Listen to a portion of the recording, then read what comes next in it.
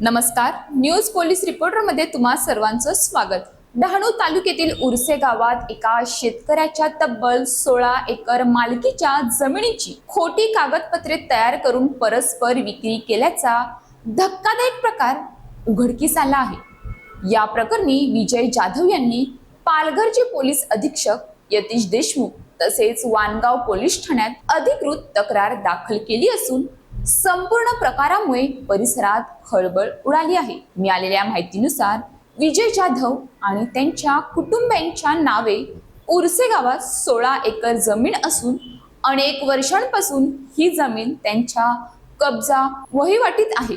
मात्र सामायिक क्षेत्राचा गैरफायदा घेत काही संबंधितांनी परस्पर व्यवहार करत ही जमीन विक्री केल्याचा गंभीर आरोप करण्यात आला आहे। विशेष म्हणजे या व्यवहारासाठी कोट्यवधी रुपयांची उलाढाल झाल्याची चर्चा असून रजिस्ट्रेशन प्रक्रियेत खोटे मृत्यू दाखले, ग्रामपंचायतीची बनावट कागदपत्रे तसेच बनावट सह्यांचा वापर करण्यात आल्याचा दावा तक्रारीत करण्यात आला आहे। या प्रकरणात काही शासकीय अधिकारी आणि जमीन व्यवहाराशी संबंधित दलाल यांचा सहभाग असण्याची शक्यता व्यक्त करण्यात येत आहे। त्यामुळे या संपूर्ण प्रकरणाची सखोल चौकशी करून दोषींवर कठोर कारवाई करण्याची मागणी विजय जाधव यांनी केली आहे। आयोजित पत्रकार परिषदेत त्यांनी संबंधितांवर तातडीने फौजदारी गुन्हा दाखल करून जमीन व्यवहारातील गैरप्रकार उघड करण्याची मागणी केली आहे।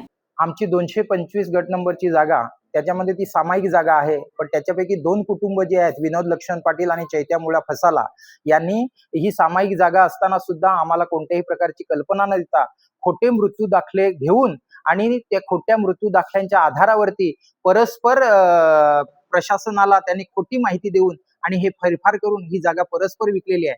आमच्या वडिलांचं नाव चिमा गणू पाटील झालेलं होतं तांत्रिक अडचणीमुळे, त्या नावाचा गैरफायदा घेऊन आणि ही जागा यांनी विकलेली आहे। त्यांनी त्याला मयत दाखवला 95 ला आणि तीच व्यक्ती परत 2025 ला झोन दाखला मिळवण्यासाठी प्रयत्न करते आणि अशा प्रकारचे हे खोटे बनावट मृत्यू दाखले आणि खोटे प्रतिज्ञापत्र बनवून पोलीस पाटलाकडून खोटा मृत्यू दाखला घेऊन आणि हे फेरफार त्यांनी टाकलेले आहेत आणि हे असे फेरफार बनवून त्यांनी मनीषभाई लाभूभाई सुतरिया यांना ही जागा विकून आणि त्याचं त्यांनी रजिस्ट्रेशन सुद्धा केलेलं आहे। तर माझी अशी मागणी आहे की अशा प्रकारचे हे खोटं काम करणारे जे लोक आहेत, विनोद लक्ष्मण पाटील आणि कुटुंबीय आणि त्याचप्रमाणे चैत्या मुळ्या फसाला यांचं कुटुंबीय यांच्यावरती फ्रॉडची केस दाखल व्हावी आणि त्यांना सहकार्य जे करणारे जे कोणी दलाल आहेत, पैशांच्या हव्यासापोटी काम करणारे, पैसे मिळावे याच्यासाठी खोटं काम करणारे, त्यांना सहाय्य करणारे जे कोणी असतील त्यांच्यावरती सुद्धा गुन्हा दाखल होऊन त्यांना सुद्धा कठोरात कठोर शासन झालं पाहिजे, जेणेकरून आमच्या उरशे गावात अशा प्रकारचा प्रकार होऊ नये आणि एखाद्या सामान्य शेतकऱ्याची अशा प्रकारची फसवणूक होऊ नये। याच्यासाठी आमचा हा प्रयत्न आहे। आम्हाला जो काही त्रास झालेला आहे, प्रचंड त्रास झालेला आहे, कदाचित हे प्रकरण यशस्वी झालं तर इतर शेतकऱ्यांना सुद्धा त्याचा खूप त्रास होईल, म्हणून या प्रकरणाची वेळी शासनाने दखल घेऊन आणि या प्रकरणामध्ये फ्रॉडची केस दाखल करून आम्हा गरीब शेतकऱ्यांना न्याय मिळवून देण्याचा प्रयत्न करावा। त्या लोकांनी विक्री 16 एकरची विक्री केलेली आहे आणि पेपरवरती त्यांनी 99 लाख रुपये त्यांना दिल्याचं आपल्या रजिस्ट्रेशन मध्ये दिसतंय। अशा प्रकारचा त्यांचा हा व्यवहार झालेला आहे।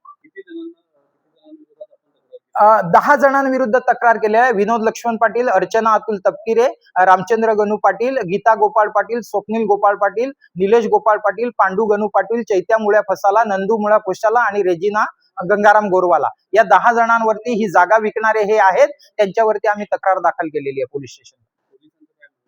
पोलिसांना आम्ही तक्रार दाखल केल्यानंतर आम्हाला एक दिवशी जबाबाला बोलवलं होतं। समोरच्या पार्टीपैकी चैत्या मुळ्या फसाला यांना पण जबाबाला बोलवलं होतं। माझा जबाब घेतला, त्यांचा घेतला की माहिती नाही, पण पोलिसांना वेळोवेळी आम्ही जेव्हा फोन केलं तेव्हा सांगितलं की आता असे जबाब झालेले, आता प्रकरण सरकारी वकीलकडे पाठवलेलं आहे, कोणत्या प्रकारचं काय गुन्ह्याखाली त्यांच्यावरती आपण केस दाखल करू शकतो याची सगळी चौकशी आम्ही करतो। ती चौकशी पूर्ण झाल्यानंतर आम्ही याच्यावरती केस दाखल करू असं त्याने आश्वासन दिलेलं आहे। दरम्यान वाढवण बंदर प्रकल्पामुळे डहाणू परिसरातील जमिनींचे भाव मोठ्या प्रमाणात वाढले आहेत। त्यामुळे जमीन माफिया आणि दलाल सक्रिय झाले असून शेतकऱ्यांच्या जमीन बळकावण्यासाठी विविध मार्गांचा वापर केला जात असल्याचे आरोप स्थानिकांकडून होत आहे। या घटनेमुळे परिसरातील शेतकऱ्यांमध्ये भीती आणि संतापाचे वातावरण निर्माण झाले आहे। आता या प्रकरणात पोलीस आणि महसूल प्रशासन कोणती भूमिका घेते याकडे संपूर्ण पालघर जिल्ह्याचे लक्ष लागले आहे।